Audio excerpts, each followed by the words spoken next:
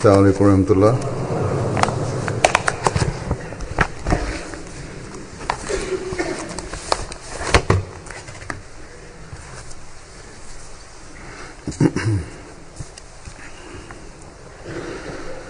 أشهد أن لا إله إلا الله وحده لا شريك له وأشهد أن محمدا عبده ورسوله أما بعد فأعوذ بالله من الشيطان الرجيم بسم الله الرحمن الرحيم الحمد لله رب العالمين الرحمن الرحيم مالك يوم الدين إياك نعبد وإياك نستعين اهدنا الصراط المستقيم صراط الذين أنعمت عليهم غير المغضوب عليهم ولا الضالين. Pada masa ini kita saksikan bahwa di negeri-negeri barat ataupun negeri-negeri yang maju, para politikus, kaum nasionalis, sayap kiri pemerintahan, mereka mendapatkan penerimaan yang baik di negara-negara mereka. Begitu juga partai-partai politik, mereka semakin mendapatkan tempat khusus. Para analis pun dalam hal ini menulis banyak hal berkenaan hal itu. Pemerintahan-pemerintahan yang ada ataupun sayap kiri pemerintahan yang mana tidak terlalu keras dalam hal kebijakan keimigrasian, karena kebijakan keimigrasian mereka lah semua ini terjadi. Dan selain itu pun masih banyak alasan-alasan lainnya. Namun semua hal ini berakhir dengan telunjuk yang mengarah kepada umat Islam. Mereka mengatakan bahwa umat Islam hendaknya dilarang untuk memasuki negara-negara mereka. Mereka mengatakan alasannya adalah umat Islam ini katanya tidak mau berbaur dan eksklusif. Menurut mereka, Islam adalah radikalisme, mengajarkan kekerasan, dan mereka juga mengatakan jika umat Islam ingin tinggal di sini, katanya mereka harus meninggalkan tradisi-tradisi keislamannya dan harus merubah diri seperti gaya hidup mereka sendiri, orang-orang Barat. Jika tidak mau seperti itu, berarti umat Islam tidak mau berbaur dengan kami. Itu perkataan mereka. Mereka mengatakan jika umat Islam ingin tetap mempertahankan eksklusivismenya atau tradisi agamanya, artinya adalah mereka akan berbahaya bagi negeri kita, katanya. Ini satu hal yang mengherankan, pemikiran seperti itu. Mereka mengatakan bahwa menara-menara masjid umat Islam membahayakan kami, katanya. Lalu mengatakan hijab atau pardah kaum wanita umat Islam berbahaya bagi kita. Terus kebiasaan wanita Islam yang tidak mau bersalaman dengan laki-laki kami, itu pun membahayakan kami, kata mereka. Di sini di UK, memang hanya segelintir saja dari antara para politikus yang berkeyakinan seperti itu. Namun di negeri-negeri lainnya, di Barat ini khususnya, sangat memperributkan hal seperti itu. Dan mereka beralasan bahwa, lihatlah, berbahayanya umat Islam bagi kita itu terbukti dari bahwa di negeri-negeri Islam masih sudah sampai pada puncaknya radikalisme. Di sini, di negeri kita pun, serangan-serangan dari pihak radikal dan umat Islam terus berlangsung. Selebihnya adalah kedengkian. Pemikiran tersebut disebabkan oleh kedengkian kepada Islam dan penentangan kepada Islam. Tapi selebihnya ada benar juga apa yang mereka katakan. Memang di negeri-negeri Islam ada kekerasan, radikalisme, dan itu terbukti. Keberatan-keberatan ini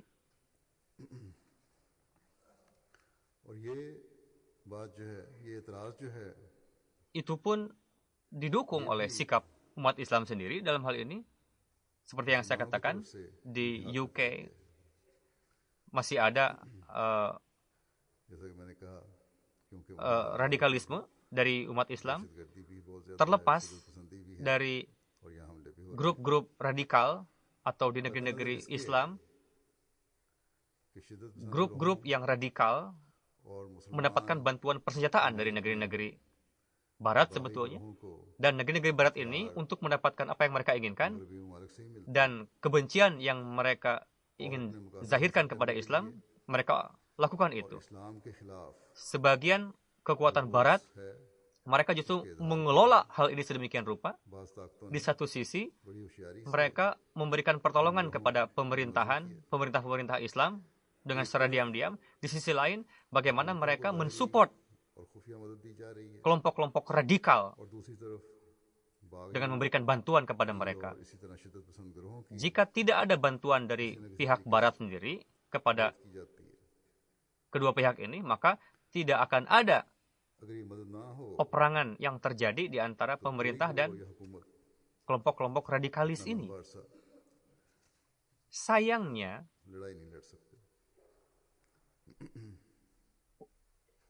ketika umat Islam mendapatkan kerugian, justru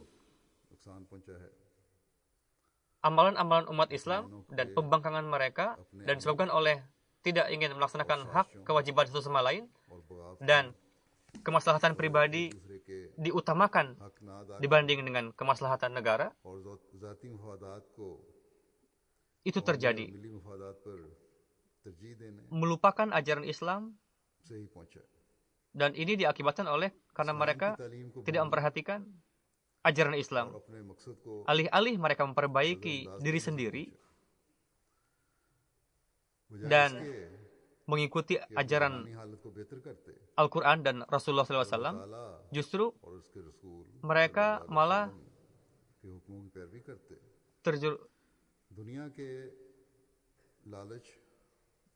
para politikus, mereka lebih mengutamakan para politikus, para negarawan, dan ulama-ulama yang dan para ulama pun dalam hal ini sangat berperan dalam terus mendorong orang-orang tadi kepada kehancuran justru. Alih-alih mereka melihat kondisi zaman pada masa ini, dan alih-alih mereka memperhatikan apa yang dijanjikan oleh Allah Ta'ala, yakni kondisi tuntutan atas kondisi yang terjadi sekarang ini, seharusnya mereka berpikir dan melihat bahwa dalam kondisi seperti ini, seharusnya kita itu mencari wujud yang telah dinubuatkan oleh Allah Ta'ala sebelumnya. Bahwa jika terjadi kondisi seperti ini di dunia ini, maka akan ada wujud yang membawa keimanan kembali dari bintang Suraya ke dunia ini. Dan akan mengembalikan iman umat Islam.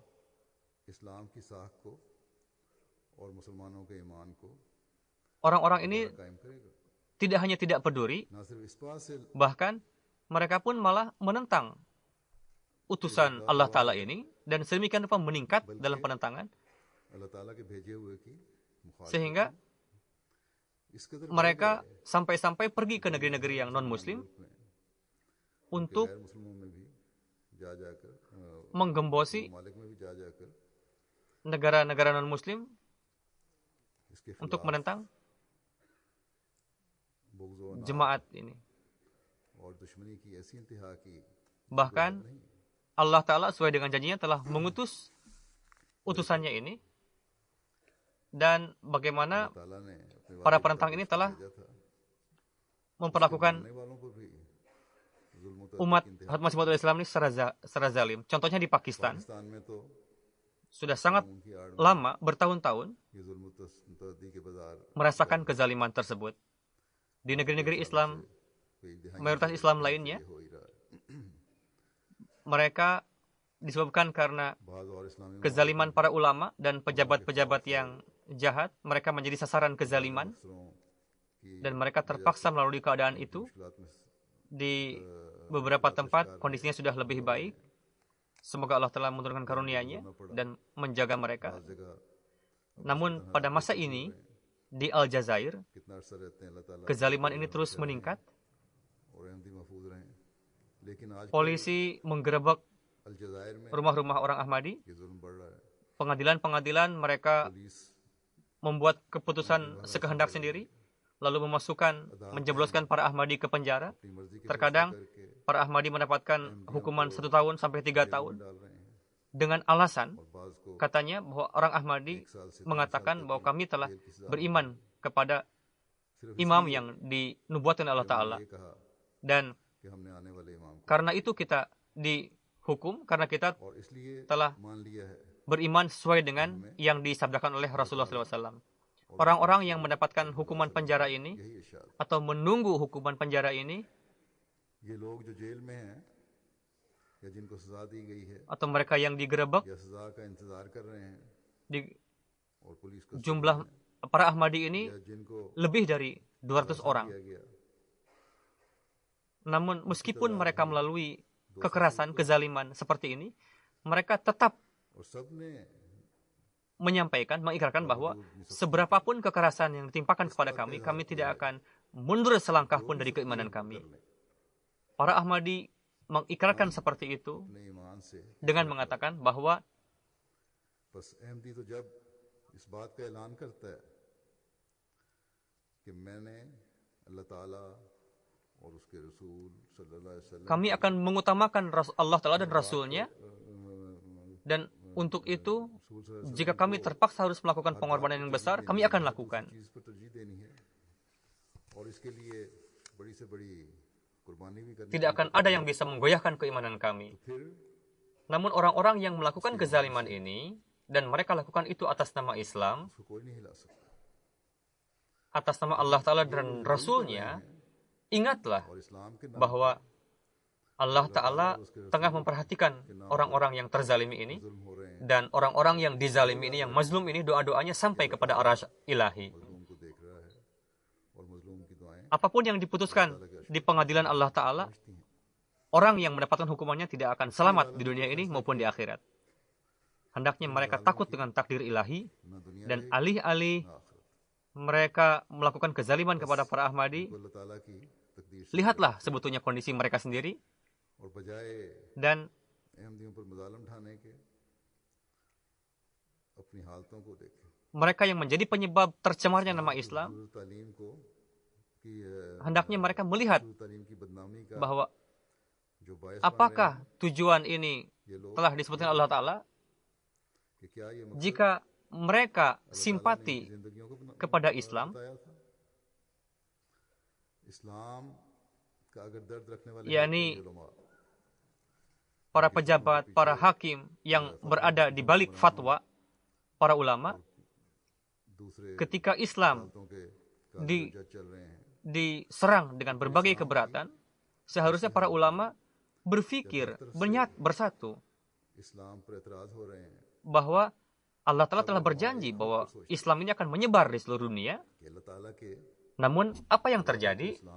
Justru sebaliknya, nama Islam malah terus tercemarkan dengan perbuatan mereka itu. Apa sebabnya? Apakah para teroris atau orang-orang radikal mereka akan mendapatkan kemenangan? Apakah Allah Ta'ala berfirman bahwa sebarkanlah Islam dengan membunuh orang lain? Apakah Islam tidak mempunyai dalil, bukti-bukti kebenaran yang dengannya bisa disebarkan kebenaran? Apakah hanya dengan pedang atau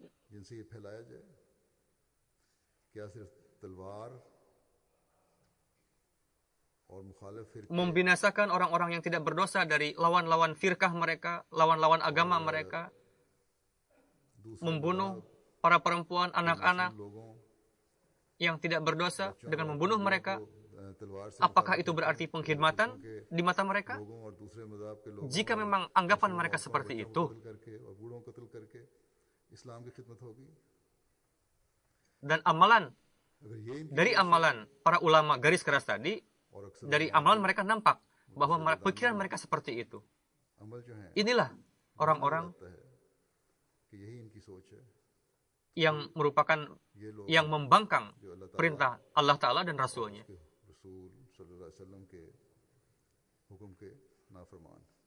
Mereka tidak akan mendapatkan kesuksesan. Mereka akan mendapatkan cengkeraman Allah Ta'ala dengan berbuat zalim kepada para Ahmadi dan berbuat sesuatu yang salah atas nama Islam dan bangga dengan pemerintahannya dan kekuatannya. Mereka menganggap itu suatu kesuksesan. Ingatlah sebetulnya bahwa suatu hari nanti mereka akan hadir di hadapan Allah Ta'ala dan mereka harus mempertanggungjawabkan kezaliman yang telah mereka lakukan di dunia ini. Kondisi umat Islam pun sangat menyedihkan pada saat ini. Di satu sisi, ada kalangan para maulwi atau kaum radikalis, seperti yang saya katakan, mereka atas nama Islam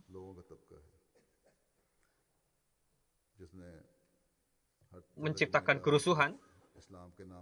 Di sisi lain, ada orang-orang yang sebagai reaksi atau di bawah pengaruh Barat, mereka tidak ada kaitannya dengan agama. Alih-alih percaya kepada ajaran Islam, mereka justru malah tidak ada kaitannya, dan mungkin karena takut, alih-alih menjelaskan ajaran Islam kepada orang lain,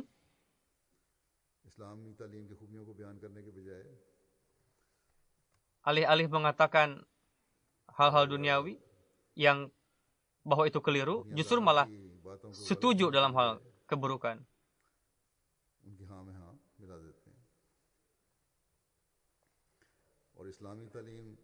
Rasa takut kepada dunia malah lebih menguasai mereka daripada takut kepada Allah Ta'ala. Begitu juga sebagian para politikus, para pejabat negara, jika mereka tidak sependapat dengan para maulwi, karena mereka takut kursinya terampas, jangan sampai katanya para maulwi ini menentang kami, akhirnya mereka tidak ada kaitannya dengan agama sedikit pun. Karena mereka pengecut dan mereka mengutamakan hal duniawi, sehingga mereka diam membisu karena takut kepada para maulwi.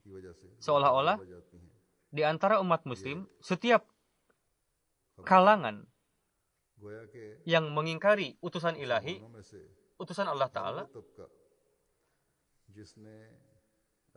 dia telah terjauh dari hukum-hukum Allah Ta'ala dan Rasulnya. Apakah atas nama agama itu mereka mencari nafkah. मजहब के नाम पर Mereka menuduh Hazrat Masih Maud alaihissalam, katanya Hazrat Masih Maud alaihissalam ini mendakwakan sebagai Imam Mahdi untuk mencari nafkah duniawi, katanya.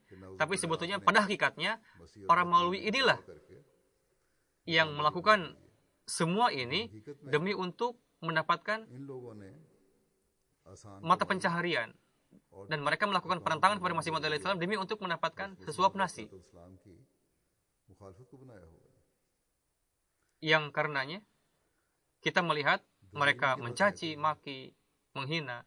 जिसकी वजह Bagaimanapun, अक्सर देख orang-orang yang mencari uang atas nama agama ini atau मजहब के नाम पर demi hal-hal duniawi, mereka menganggap agama sebagai hal yang sampingan. दुनियादारी की खातिर मजहब को सानवी हैसियत Semua orang ini, mereka hanya Islam KTP, padahal mereka tidak ada kaitannya dengan ajaran Islam sedikit pun. Dalam kondisi seperti ini, para Ahmadi hendaknya berpikir dan merenungkan di mana ऐसे हालात ketika mereka telah beriman kepada imam zaman ini, untuk itu कि जब उन्हें kewajiban tanggung jawab mereka pun semakin bertambah dalam hal ini. Para penentang तो उन पर memang बहुत harus जिम्मेदारी आयद akan berbuat zalim kepada para Ahmadi. Begitu juga orang-orang yang terjauh dari agama, उन पर जुल्म तो करने mereka yang mengingkari Allah Ta'ala, इसी तरह मजहब mereka pun से दूर हटे हुए जो लोग हैं akan melakukan penentangan kepada kita. अल्लाह का इनकार करने वाले जो हैं उन्होंने भी हमारी मुखालफत उस वक्त करनी है जब हम Hal-hal yang berkenaan dengan kebebasan, बातों को jika kita berbicara menentang kebebasan yang mereka anut, या कवानीन बनाते हैं apakah dalam kondisi seperti ini kita akan ketakutan dan diam 1000 bahasa, बस atau memperlihatkan kelemahan iman खौफजदा होकर lalu ikut serta bergabung dengan mereka? या ईमानी कमजोरी Jika kita akan melakukan hal seperti itu, maka apalah artinya kita beat kepada Hazrat Masih Maud alaihissalam? तो फिर Kita इस्लाम की datang बैत में आने का क्या फायदा dengan sendiri dan mengatakan bahwa kalian harus berjalan sesuai dengan ajaran Islam, तुमने mengikuti Rasulullah SAW. Janganlah sia-siakan keimanan kalian रसूल dan janganlah biarkan kerusuhan terjadi, kefasadan terjadi. अपने ईमान को भी जाया नहीं करना Seiring itu, और फसाद perhatikan juga bahwa pesan Allah Ta'ala harus disampaikan ke seluruh dunia ये भी चीज supaya सामने रखनी है penegakan tauhid के पैगाम bisa terjadi dan ajaran Islam yang indah ताकि तौहीद का क़याम हो bisa disebarkan di seluruh dunia sehingga dunia meyakini akhirnya ajaran tersebut. Beliau alaihissalam bersabda, दुनिया में फैलाया untuk itu Allah Ta'ala दुनिया की अक्सरियत इस तालीम की memberikan petunjuk kepada kita dalam Al-Quran Karim. आपने Melangkahlah sesuai dengan pedoman itu. इसके लिए Itu adalah ud'u कुरान करीम में जो ila sabili rabbika bil hikmah उसके मुताबिक चलो wal mau'izatil hasanah ये है कि उदो wajadilhum billati hiya ahsan, वल मुआइज़ातिल yakni हसनते dengan hikmat बिल्लती है dan dengan nasihat yang baik seluruh orang-orang ke jalan Allah Ta'ala, dan यानी diskusilah dengan dalil-dalil yang terbaik. के साथ Jadi untuk tabligh, नसीहत के साथ बुला और उनके साथ untuk menyebarkan ajaran Islam yang indah, जो बेहतरीन हो बस तबलीग के लिए untuk mengajarkan hikmah तालीम फैलाने ajaran Islam, perlu kita menyampaikan dengan dalil, इस्लामी अहकामात bukanlah हिकमत बताने के लिए seperti yang dilakukan oleh para ulama ataupun बात की mereka yang ना कि उस तरह radikal saat ini. आजकल के नाम निहात उलमा या Menyebarkan Islam dengan pedang tidak pernah sama sekali diperintahkan oleh Allah Ta'ala. तलवार के साथ Negeri-negeri yang berbau duniawi अल्लाह ताला ने कहीं हुक्म नहीं दिया dan pemerintahan-pemerintahan lain, दुनियादार ममालिक हैं जो ada beberapa hal yang sudah terbiasa di negeri mereka, atau इनमें भी बात बातें जो राइज हो गई hal-hal yang dilindungi oleh undang-undang या yang namun tidak diizinkan oleh agama, dan menurut agama itu merupakan degradasi akhlak atau bahkan dosa. Berkenaan dengan hal itu, jika kita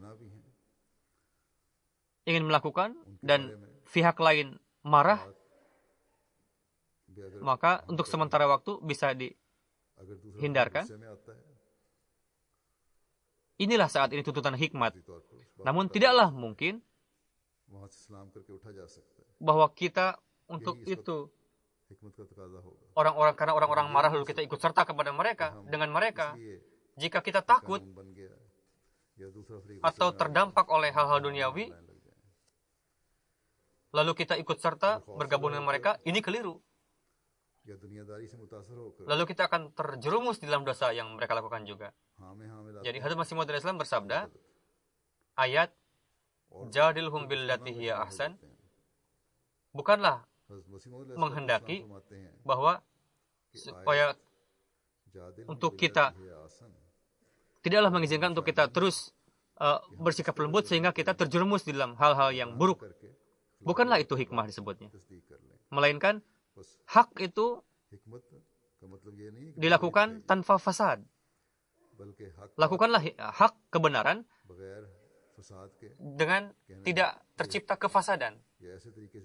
Jadi seorang mukmin hendaknya memperhatikan, yakni apa perbedaan antara kepengecutan dengan hikmah. Perintah Islam yang sangat jelas, yang Islam katakan salah, jangan lakukan oleh kita. Dan katakan itu salah.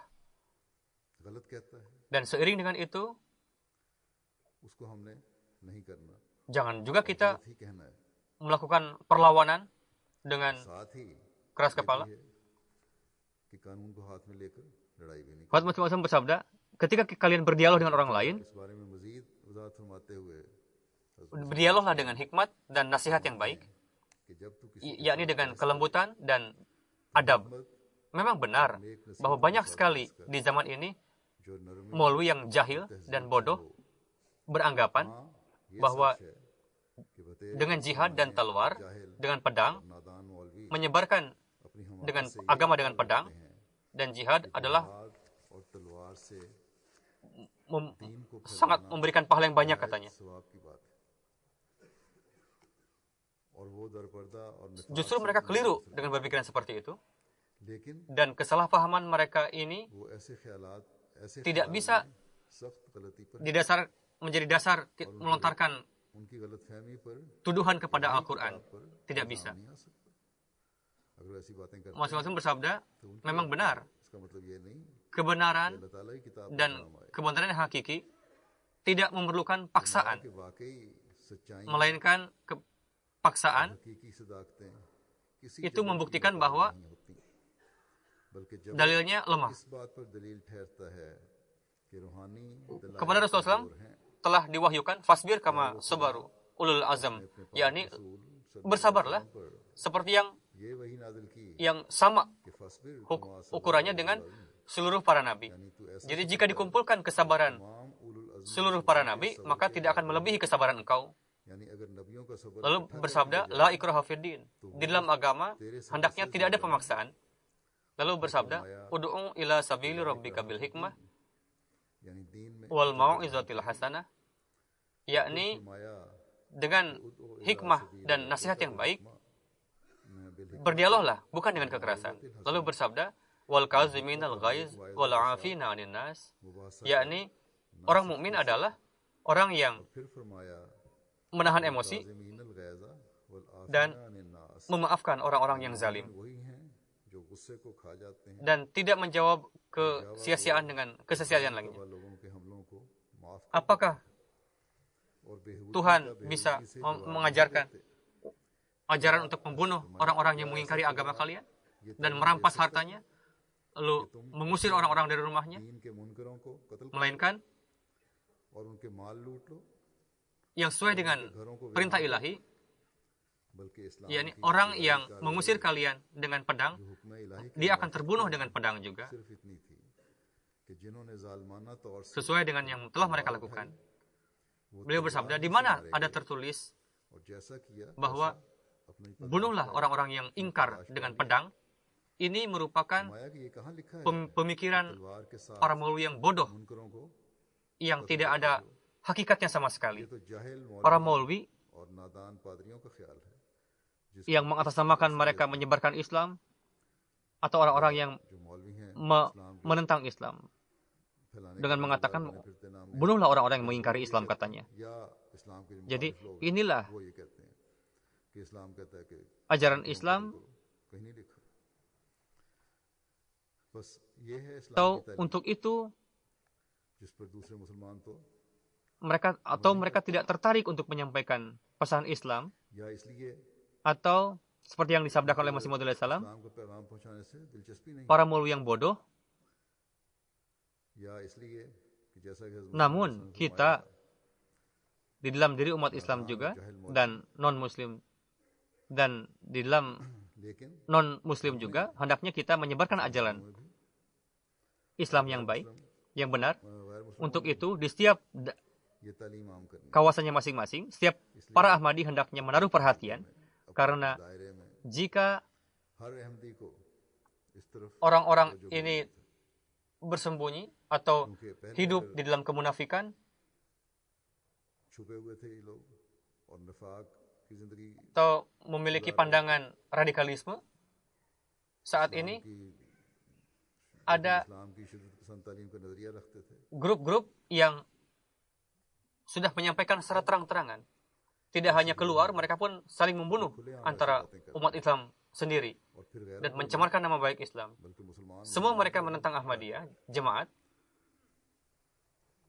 Satu firqah menentang firqah yang lainnya. Begitulah kondisinya.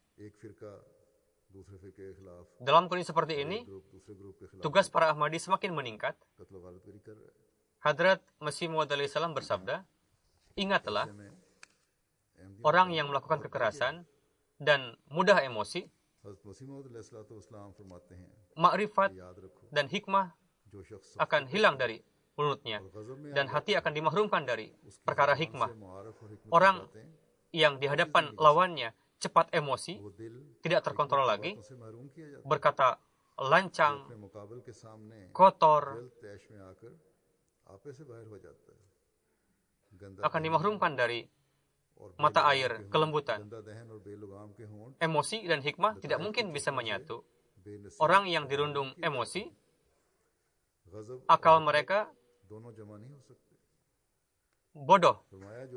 Mereka tidak mungkin akan mendapatkan kemenangan di dalam medan apapun. Emosi setengah dari kegilaan. Jika ini meningkat, maka bisa betul-betul sama sekali gila. Jadi, jika dia emosi atau gila, maka manusia sudah tidak berbicara sesuai dengan akal sehatnya lagi. Inilah yang kita lihat saat ini. Para maulwi menentang kita di mana-mana. Dan amalan mereka ini mencemarkan nama baik Islam. Ketika kita bertabligh dan menyampaikan kepada dunia berkenaan dengan ajaran Islam yang benar, maka para kekuatan penentang Islam, mereka selalu menjawab kepada kita bahwa kalian aman. Namun umat Islam mayoritas tidak menganggap kalian ini Muslim.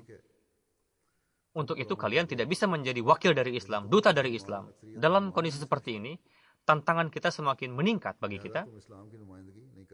Dan setiap Ahmadi perlu untuk memahami, menyadari tanggung jawabnya masing-masing. Setiap perbuatannya, setiap amalannya harus mencerminkan Islam. Jika tidak bertabligh sekalipun, maka amalan dan perbuatannya harus mencerminkan ajaran Islam yang baik. Untuk tabligh, Hazrat Ali radhiyallahu anhu, kita harus perhatikan hikmat yang disampaikan oleh Hazrat Ali radhiyallahu anhu. Beliau bersabda,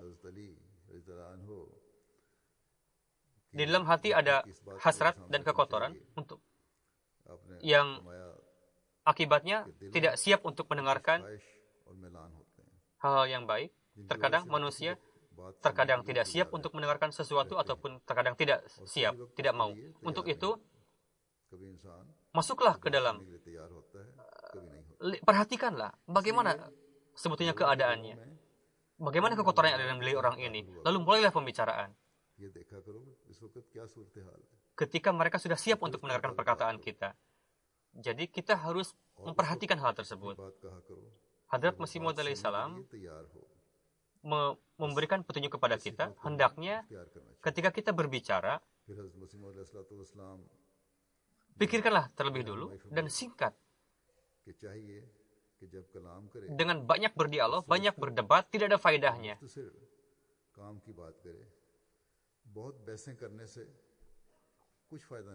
Jadi dengan simple saja, singkat, terkadang masuk betul-betul menyentuh kepada hati. Hal-hal ini bisa terjadi jika dilakukan rabtah yang terus-menerus, continue, atas nama kebebasan, lalu bertentangan dengan hukum ilahi, lalu membawa hal-hal yang bertentangan dengan akhlak kepada akhlak. Kita perkenalkan ajaran Islam dan berupaya dengan seperti untuk itu. Hal-hal hikmah dan dengan rabtah yang continue dan dengan upaya yang gigih, kita bisa mematahkan dalil-dalil mereka. Di Australia, dalam hal ini, jika dalam satu kalangan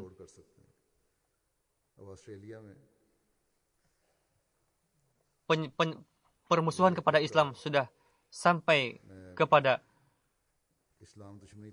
umat wanita Islam kan tidak mau bersalaman dengan laki-laki non-Islam katanya, dengan laki-laki. Hendaknya dalam hal ini setiap Ahmadi mengklarifikasi hal ini dengan hikmah di tempatnya masing-masing.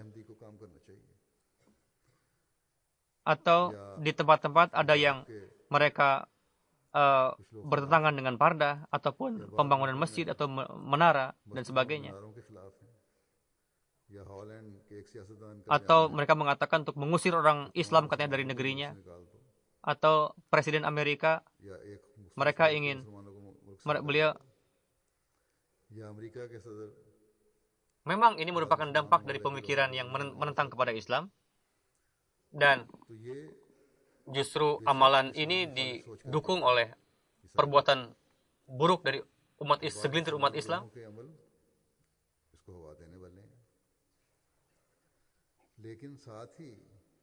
Namun hal ini tidak diketahui sebetulnya yang ajaran Islamnya hakiki oleh mayoritas orang-orang. Untuk itu, dimanapun kita bisa menyampaikan ajaran Islam yang menyentuh,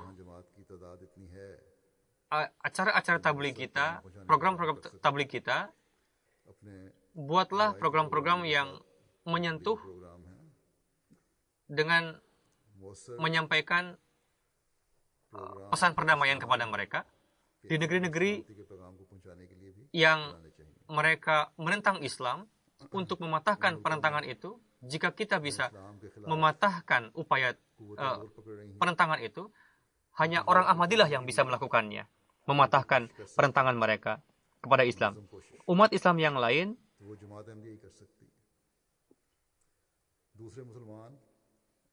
tidak akan mampu untuk menyampaikan hal itu, karena mereka tidak punya hal jemaat dalam hal ini.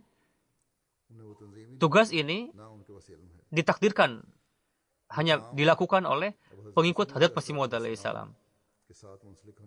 Jadi kita harus memahami pentingnya hal tersebut. Hadrat Masih Maud alaihissalam bersabda, sedemikian besar kebatilan menentang hak kebenaran, sebesar itu pula lah kekuatan. Inilah merupakan pemandangan kudrati. Sedemikian derasnya penentangan kebatilan kepada kebenaran, secemerlang itulah kebenaran tadi memancarkan cahayanya.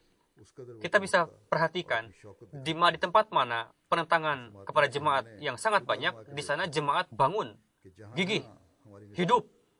Di mana jemaat yang tidak mendapatkan penentangan di suatu tempat, di sana jemaat pun tertidur. Jadi, kita menyaksikan penentangan kepada jemaat ini, di mana penentangan yang banyak, pengenalan jemaat pun semakin dahsyat, dan jemaat pun maju. Mungkin dengan tabligh kita, justru terkadang pertabligan pun tidak memberikan dampak yang luar biasa seperti itu pengenalan terhadap jemaat, seperti yang dilakukan oleh, seperti yang dibuahkan oleh penentangan yang menimpa jemaat ini. Begitu juga di negeri-negeri non-Muslim, ketika ada penentangan kepada Islam, justru kita harus memanfaatkan itu dengan untuk memperkenalkan Islam Ahmadiyah kepada mereka. Dan kita harus upayakan itu. Seperti yang saya katakan, ajaran Islam yang damai, hendaknya kita sampaikan kepada mereka. Mungkin setelah itu akan muncul lagi banyak lagi penentangan, akan meningkat. Dan terkadang penentangan meningkat setelah itu di kalangan Kristen juga, misalnya di Jerman, penentangan kepada jemaat, para nasionalis mereka banyak sekali melontarkan hal-hal. Namun orang-orang yang berfitrat baik mendapatkan hal-hal yang positif, pengaruh yang baik. Mereka menjadi kenal dengan jemaat, dan alih-alih kita takut melihat kondisi itu, justru kita harus bahagia dan mempercepat pekerjaan kita. Dan para Ahmadi harus menjadi bagian dari pertabligan dengan perkataan perbuatan mereka yang baik. Masing-masing bersabda, perlindungan kepada Islam dan untuk menzahirkan kebenaran, yang utama adalah kalian menjadi suri toladan umat Islam yang benar, yang baik. Yang kedua adalah keindahan dan kesempurnaannya sampaikanlah kepada dunia, perlihatkanlah kepada dunia. Semoga Allah Ta'ala memberikan taufik kepada kita supaya kita menjadi orang-orang melewati kehidupan ini dengan sesuai dengan ini dan menjadi suri toladan dari umat Muslim yang benar. Dan meskipun banyak sekali penentangan, kita mendapatkan taufik untuk bisa menyampaikan ajaran Islam yang hakiki, dan kita bisa menjahirkan ajaran Islam yang hakiki kepada dunia. Amin. Setelah salat Jumat ini, saya akan memimpin salat jenazah gaib. Yang pertama adalah Mukarram Maulana Hakim Muhammadin Sahib, Kadian. Beliau putra dari Muhammad Aziz Uddin Sahib.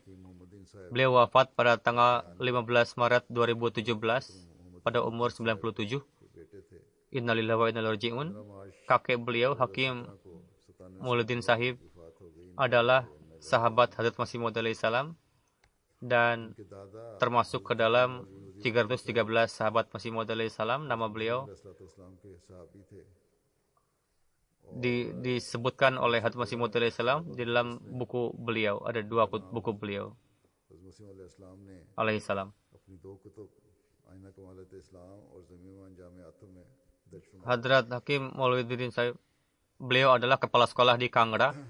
Ketika sesuai dengan nubuatan Masih Maud alaihi salam, ketika terjadi gempa bumi yang dahsyat pada tahun 1905, saat itu beliau terhindar dengan para muridnya secara mujizat dari gempa bumi itu. Hakim Muhammadin Sahib almarhum pada Juni 1920 lahir di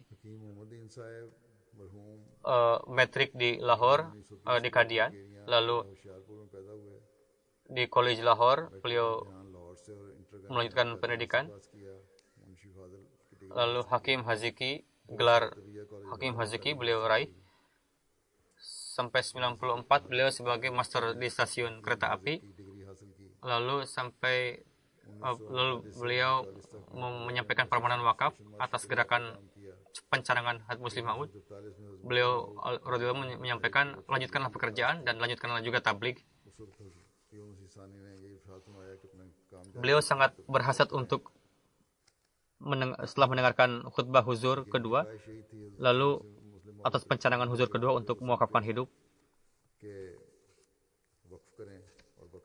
Karena hasrat beliau itu dan akhirnya tiba waktunya beliau bertugas sebagai mubalik dan di Mumbai sebagai mubalik in charge. Pertama Maulana Nazir Ahmad, beliau bekerja di bawah Maulana Nayyar Sahib. Lalu setelah itu beliau diangkat sebagai mubalik in charge.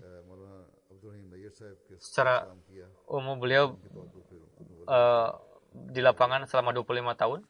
Pada tahun 472 beliau dipanggil ke Kadian, lalu sebagai ustadz di Madrasah Ahmadiyah, lalu 12 tahun beliau sebagai kepala sekolah Talimul Islam, sebagai Nazim Darul Qaza, lalu sebagai Sadar Majlis Ansarullah Barat India, anggota Majlis Karpardas, juga beliau pernah menjabat sebagai Nazim Waqfi Jadid juga.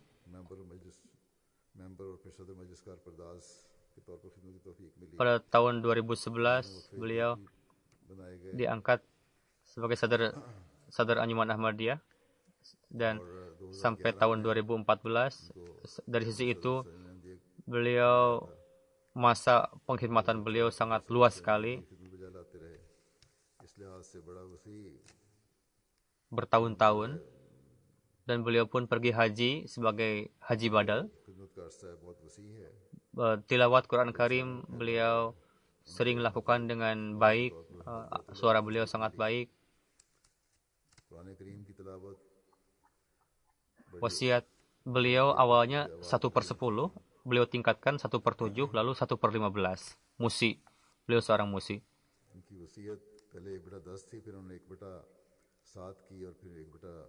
Beliau tidak ada hasrat apa-apa, rendah hati.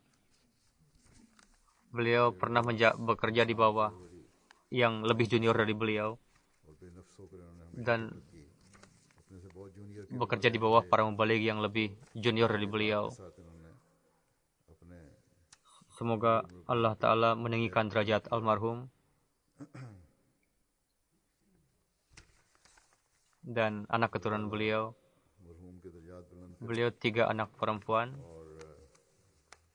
2 anak laki-laki mengkhidmati jemaat. Semoga Allah Ta'ala memberikan taufik kepada keturunan mereka untuk mengemban janji beat mereka. Jenazah yang kedua, Mukarram Fazl bin Mukarram Imam Masar Sahib, pada 14 Maret 2017 beliau wafat di Jerman. Innalillahi wa inna ilaihi raji'un.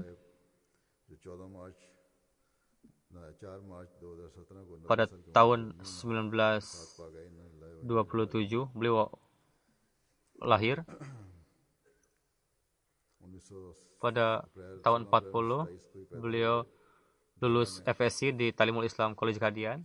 Lalu beliau mewakafkan diri. Lalu beliau masuk ke BSc. Pada tahun 50 beliau BSc di Lahore College. Lalu masuk ke Jamiatul Mubashirin. Setelah itu silsilah pengkhidmatan beliau sangat luas. Pada tahun 56 beliau dikirim sebagai mubalik ke Ghana sampai 64 sebagai di Jamiah. Lalu mubalik Jerman, lalu dikirim ke Nigeria pada tahun tinggal sampai 72, lalu 74 datang ke Jerman sampai 89 di Hadikatul Mubashirin, beliau bekerja di sana.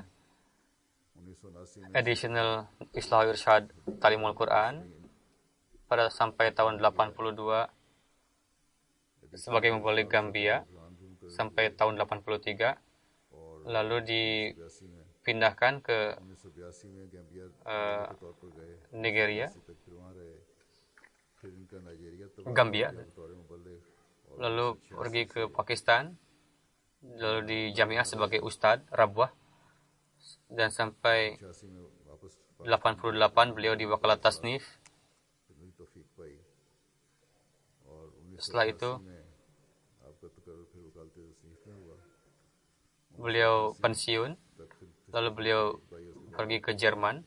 Di Jerman pun setelah tahun 74 रिटायरमेंट हुई beliau में ही थे जर्मनी में भी 1974 के हालात के बाद आपने वहाँ mengundang para Ahmadi dan membantu urusan keimigrasian, dan huzur ketiga sangat वहाँ मंगवाने का और इमिग्रेशन दिलवाने का बड़ा काम किया beberapa Ahmadi menulis kepada saya, Irfan Khan Sahib misalnya, almarhum ini memperlakukan kami seperti ayah. Kondisi saat itu tidak mendukung, kondisi keuangan juga. Sampai begitu beliau berhati-hatinya, sampai-sampai kami tidak boleh menyanyiakan air ketika kami berwudu. Orang beliau berdiri di belakang kami, apakah orang pemuda ini menyanyiakan air atau tidak? पानी न ज़ाया करें और वज़ू करते हुए हमारे पीछे खड़े हो जाया करते थे कि पानी ज़ाया तो नहीं कर रहे Beliau और नौजवानों को terus अक्सरियत mengarahkan para pemuda saat itu untuk उनको अपने dekat dengan jemaat. Beliau sangat mencintai जमात के sifat qanaah. Semoga Allah Ta'ala meninggikan derajat beliau. Amin. तरबियत भी करते रहे बड़े कनात पसंद थे अल्लाह Semoga anak keturunan beliau pun diberikan taufik untuk bisa melanjutkan segala kebaikan beliau. Amin. इनकी औलाद को भी इनकी नेकियों को जारी Beliau menulis beberapa buku. इन्होंने दरवेशान के मुख्तलिफ खसूसियात पे बात Jenazah yang ketiga, Ibrahim bin Abdullah Azul Sahib. तीसरा जनाजा है इब्राहिम Dari Marrakesh, बिन अब्दुल्ला अफजल 10 Maret 2017. जमाल Afzal Beliau wafat pada umur 81. Innalillahi wa inna ilaihi raji'un. 2017 को Beliau beat pada tahun 2000. Istri beliau beat lebih dulu, dan istri beliau mempersiapkan beliau untuk beat. सन 2000 में Beliau selalu menonton MTA dan dawam salat dan mencintai Quran Karim secara khas. तैयार किया था अक्सर Beliau menyayangi anggota keluarga dan tidak melakukan kekerasan kepada anak-anak ketika bertarbiyat.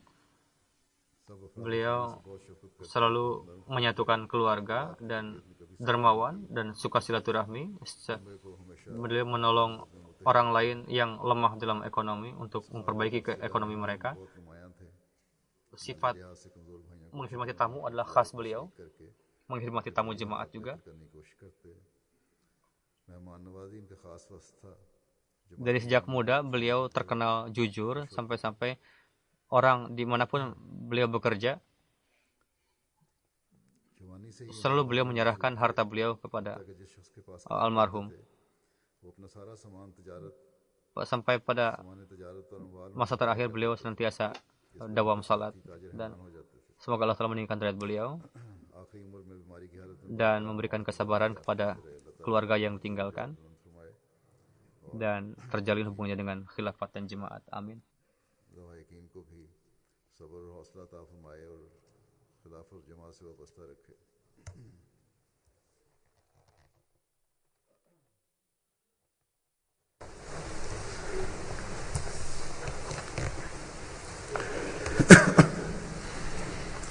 الحمد لله نحمده ونستعينه ونستغفره ونؤمن به ونتوكل عليه ونعوذ بالله من شرور أنفسنا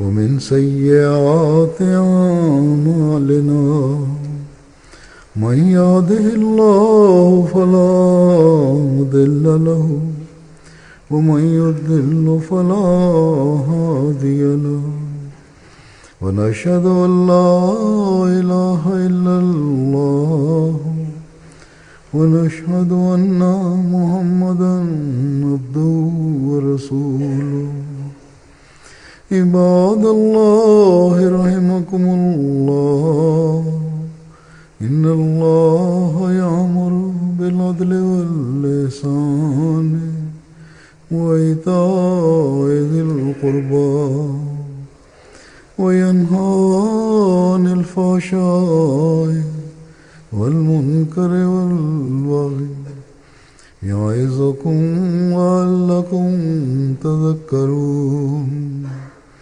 اذكروا الله يذكركم وادعوه يستجب لكم ولذكر الله أكبر